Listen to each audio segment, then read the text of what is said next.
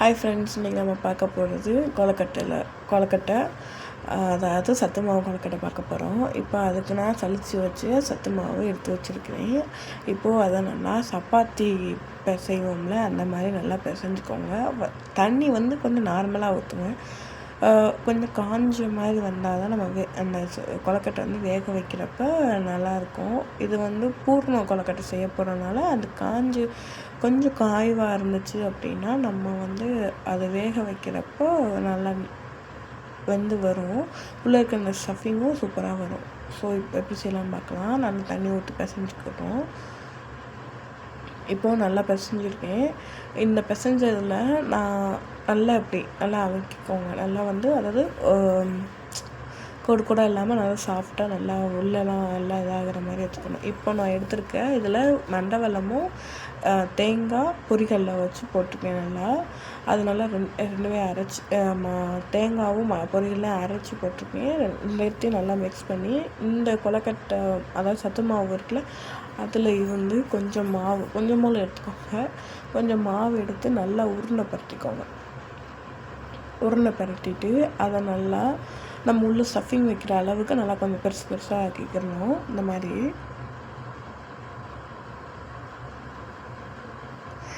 நல்லா பெருசாக ஆக்கினதுக்கு நல்லா ரவுண்ட் ஷேஃபாகவும் நம்ம வைக்கிற அளவுக்கு கொஞ்சம் பெருசாக வைக்கணும். இப்போ அந்த ஸ்டஃபிங்கை எடுத்து கொஞ்சம் போல் உள்ளே வச்சு 2 சைடும் ஒன்று போல் பிடிச்சிக்கணும். எவ்வளோ தேவையோ அவ்வளோ வைங்க போதும். இப்போ அதை 2 பக்கமும் நல்லா அமுக்கிக்கிறணும். அந்த பக்கமும் இந்த மாதிரி அமுக்கி வச்சுட்டு மொத்தமாக ரவுண்டு பிடிச்சிக்கோங்க. அந்த மாதிரி ரவுண்டு பிடிக்கிறப்போ நம்மளுக்கு வெளியே வராது. ஸோ அதனால் உள்ளே நம்ம வேக வைக்கிறப்ப எப்படி சொல்கிறது, அந்த மாதிரி நல்லா பிடிச்சிக்கோங்க. வேக வைக்கிறப்ப வெளியே வராது உள்ளே வச்சுருக்க அந்த பொருட்கள்லாம். இப்போது ஒரு வடை சட்டியில் தண்ணி ஊற்றி இட்லி சட்டி வச்சு நம்ம வச்சுருக்கோம். இட்லி சட்டிலே வச்சுக்கலாம், இதுலேயே வச்சுக்கலாம். நான் கொஞ்சம் தான் பிசைஞ்சனால இந்த சட்டிலே வச்சுருக்கேன். இப்போது ஒன்றா எடுத்து அதில் வச்சுக்கிறோம்.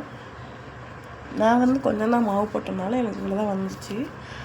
உங்களுக்கு தேவையானது போட்டுக்கலாம். ஒரு பாக்கெட்டு போட்டால் இதில் ஒரு 10 வந்துருக்குன்னா அதில் ஒரு 15-20 வரும். அதுக்கு உங்களுக்கு ஏற்ற மாதிரி வச்சுக்கோங்க. இப்போது இதை மூடி போட்டு நல்லா மூடிக்கோங்க. மூடினதுக்கப்புறம் ஒரு 20-25 நிமிஷம் நல்லா ஊற வச்சுக்கலாம். வேக வச்சுக்கலாம். வேக வச்சதுக்கப்புறம் உள்ளே எப்படி இருக்குது அப்படின்றத நம்ம பார்க்கலாம். வேக வச்சதுக்கப்புறம் உள்ளே பார்க்கலாம். நம்ம